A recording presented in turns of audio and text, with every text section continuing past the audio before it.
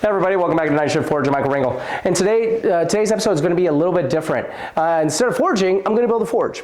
And I'm going to build it mostly from scratch. The only thing I didn't build myself is the burners and the cables and all that that goes with that. So I'm building the casing, the insulation. There'll be a little bit of welding in there just because I couldn't think of a way to do it completely modular. I am kind of obsessed with making things modular just to make it so that things are easily changed out with any type of insulation, whether it be bricks, whether it be cotton, whether it be the ceramic board.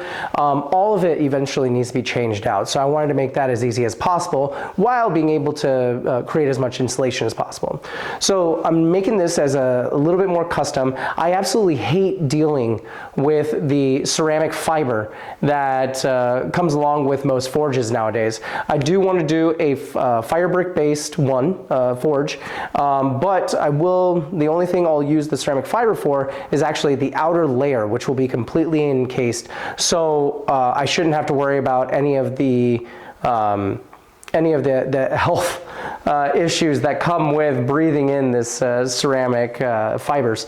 So let's get going. I'm starting off, just the materials that I'm going to use with is 1/8 thickness sheet steel, and I think it's 1 1/4 by 1 1/4 angle iron, and that will help me make a majority of the box itself.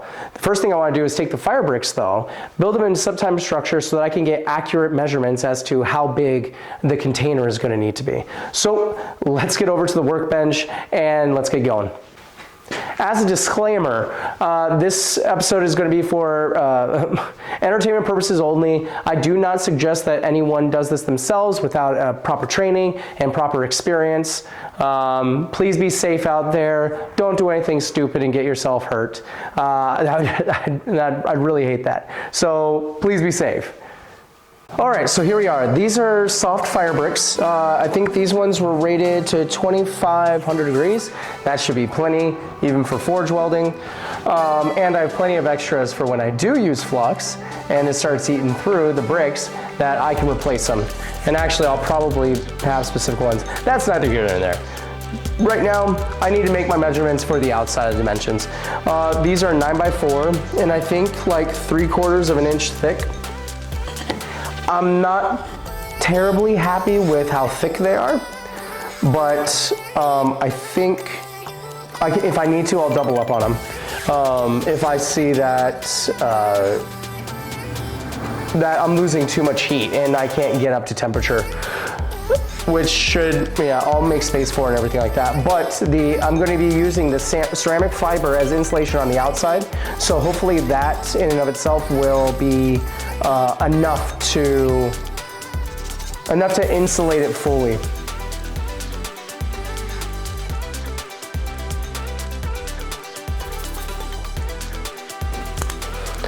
All right, so we'll disassemble this, take this over, and then go over to the plates and start making the measurements. We'll bring the plates over here and start making the measurements so I can start cutting that out. All right, so I have my 1/8 inch panel here, sheet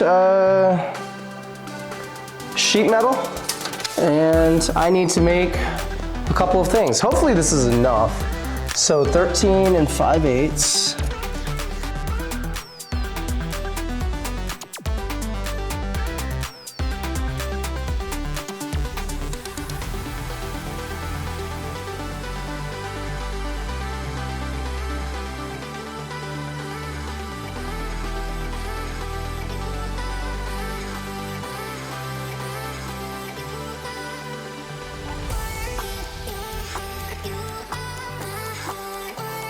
All right, now I gotta figure out how to cut this safely. By the way, this whole sheet is basically about 24 by 24 and cost me $20.50. Probably some tax in there, but that was all. It didn't cost too much.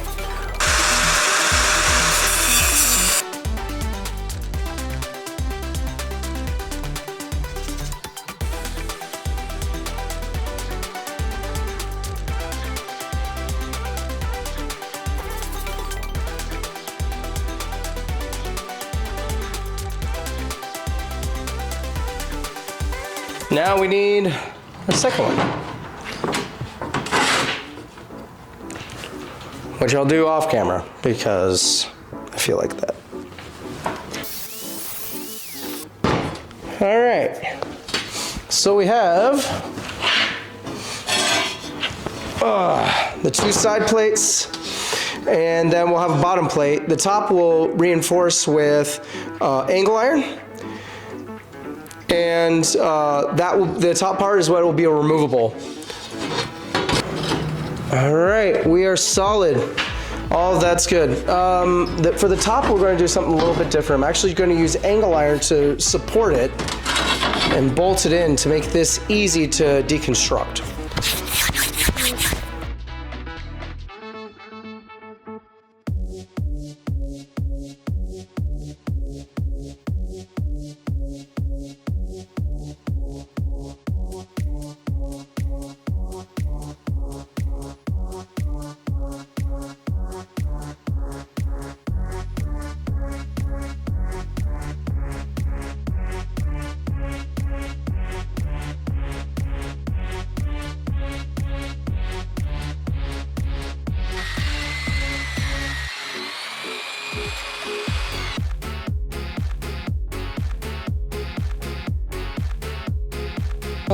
Now I'm realizing my problem.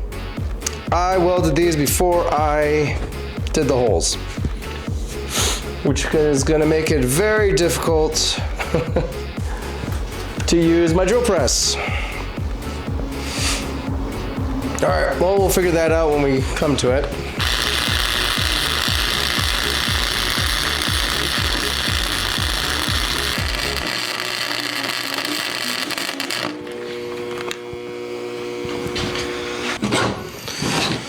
Okay, and that's the only welding I'll be doing, hopefully.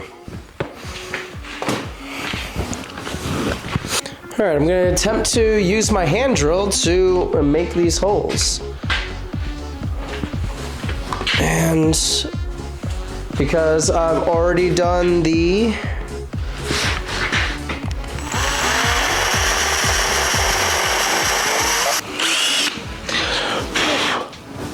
All right, I'm gonna jump that up to a 3/8 and then move on to the next one. I think 3 or 4 bolts should be enough to hold it together. All right, from here, I think we're just gonna drill out the hole. So let me take this back apart. We'll get this on the work surface, and then I'll be right back. Ugh, no, can't reach it. All right, so because I have the pilot hole already drilled out, this shouldn't be too bad. But the one thing I want to do, make sure to do, is really grease this up. Because I have a feeling, I'm not sure if these bits are just for wood or not. So we're about to find out.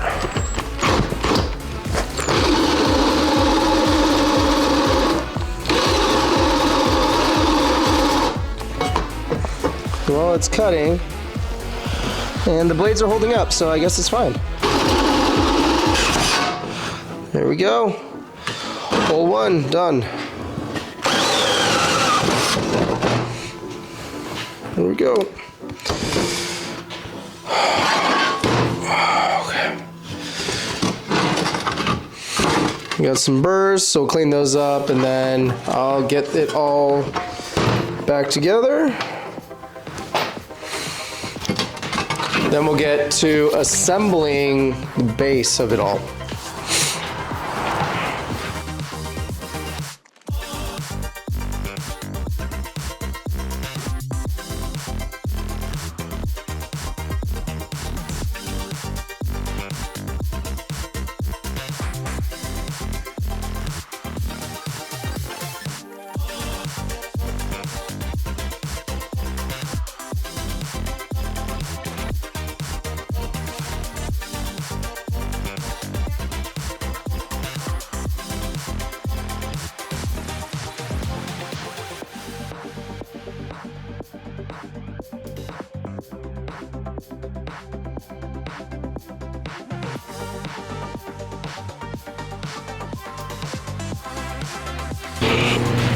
All right, so things were looking, I've come back after a couple days. I had to think about some stuff and how I was going to handle certain things.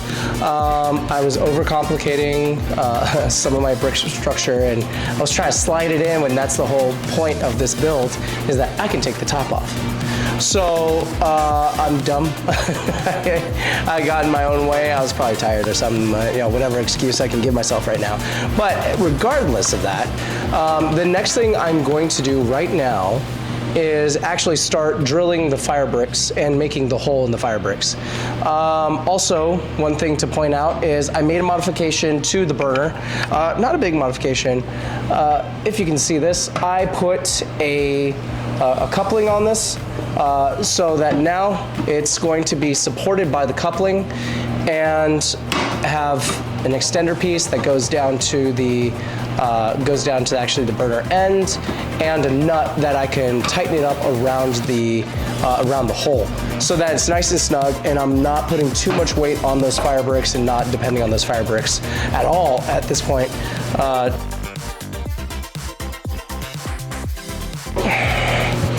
Now I can take this top off.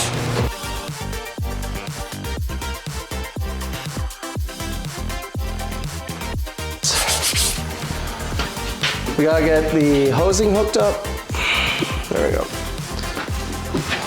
So I gotta tighten up some of these just a little bit, and then get this hooked up. We'll get it, and then we'll get it started.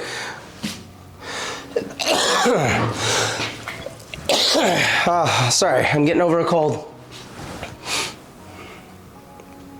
So first thing I want to do, I have some soapy water. Just gonna spray some of the problem areas. Make sure. So I'm gonna pressurize it.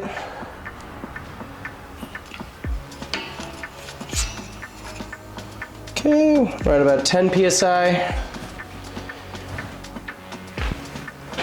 And I'm just checking for bubbles forming, and I'm not seeing anything.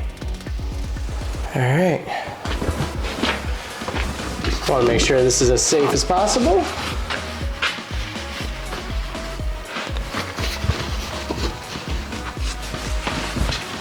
And here we go with the test fire. I'm gonna open up one of the burners.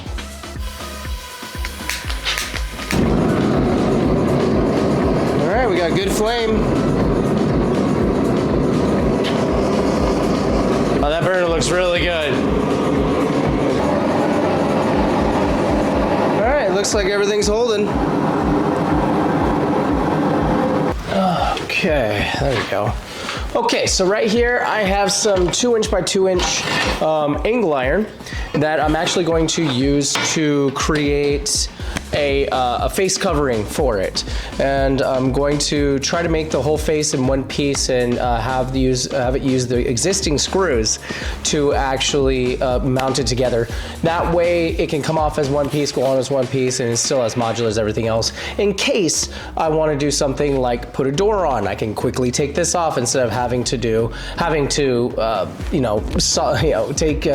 take an angle grinder to it and get rid of the welds.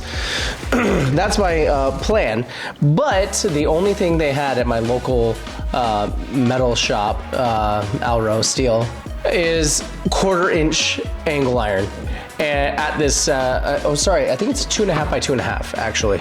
Yes. I thought I was only gonna have 2 by 2, and it was gonna be a little short, but I found 2.5 by 2.5. It was, the only problem is that it came in this thickness, and I didn't really want to wait. So everything's gonna take a little bit longer. The drilling's gonna take a little longer. The cutting's gonna take a little longer, but that's okay. I got time, and it's gonna be more robust and less likely to just fall apart and disintegrate out under the high heats. I'm gonna make some measurements, and I'm gonna make them directly on the directly from the forge, so that when I put it on, it's directly from that, just in case there is any warpage, any settling from when I was last working on this. And if that's the case, and if there is, this should mitigate that at the very least. So yeah, let's get to this and get to measuring and cutting. Yep, should be good. All right, so now I'm going to go to the Portaband, cut this down, and we're going to do this several more times, starting with the corners, and then we'll worry about the face, which I'm not exactly sure yet how I'm going to mount the faces, or mount the top and bottom. Or I might not even have a bottom, just because there's no... Anyways, I'll cross that bridge when I get to it. Let's get to cutting.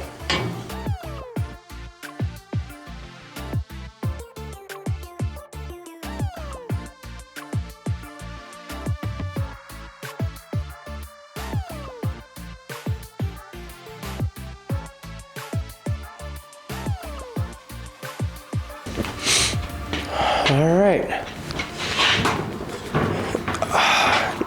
Awesome. Yep, I like this. All right, my stand is a little crooked, it looks like, but I think I like how it turned out, and I'm excited to start using it. Other side's going to be done soon also. I won't show you that just because it's not necessary. Another thing I wanted with these plates is to be able to later put on some type of door, so I'll figure out a way to do that, and maybe I'll incorporate some other things, making upgrades to it as necessary, and really see where it goes from here. But I think this is a good place to stop. All right, I think this is a great place to stop. It's definitely usable at this point. All I have to do is mount the back plate on. I'm not going to show that it's much of the same. You know, it's the same stuff, just in reverse or on the other side, which is not going to be very interesting. You guys get the gist from here. This is my first build. I definitely see places where I want to make it a little bit better.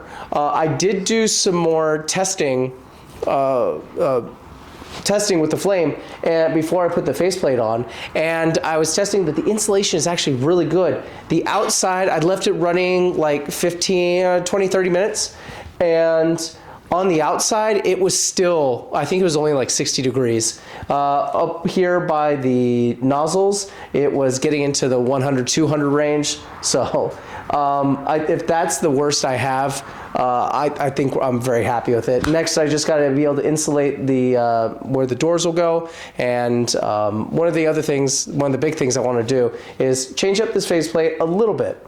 I want to bring this top plate up so that it's sitting in line with these other ones, maybe weld it in, and then also add a platform that I can actually start setting things on. Those are kind of my initial ideas. I'll make upgrades as I go, as I see fit, and when you guys, I'll call them out in my the upcoming videos, which I'm sure I'll be very excited to be using this new forge during that. So thank you so much for stopping by Night Shift Forge. I'm Michael Rangel, and God bless.